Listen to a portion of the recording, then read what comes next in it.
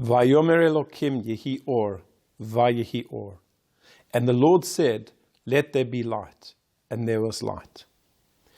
In the first few Sukkim, verses of the Torah, Parshat Bereishit, the Torah describes the creation of light.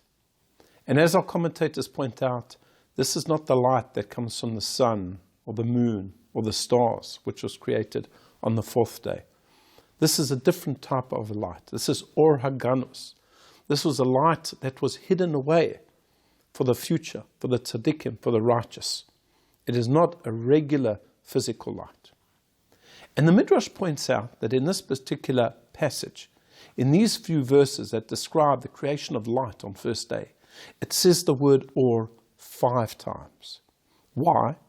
Because this corresponds to the Chamishe Chumshe Torah, the 5 books of the Torah, Bereishit, Shmot, Vayikra, Bamidbar, and Devarim. From this we see that light, that Or Haganus, that hidden supernatural light, is actually contained in the Torah. And we know that in the Midbar, in the wilderness, and then later on in the temple, the Torah was placed within the Aron HaKodesh, the Holy Ark. And the word Aron, the Midrash explains, comes from the word Or, light. It gives forth light. Moreover, in Mishlei, in Proverbs, King Solomon says, Kiner mitzvah, the Torah Or. A mitzvah is like a lantern, but the Torah is light. The Torah illuminates our way. And there's a fascinating statement in the Midrash.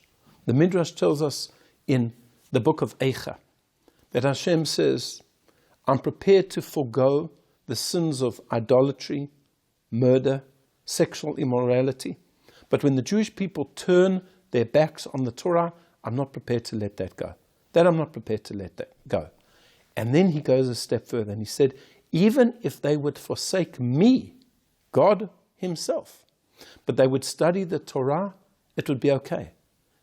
Because Hama'or Sheba, the light which is in the Torah, Machsirin Otav Lemutav, would bring them back for the good. That is the power of the light of the Torah. When we learn Torah, it engages our very souls.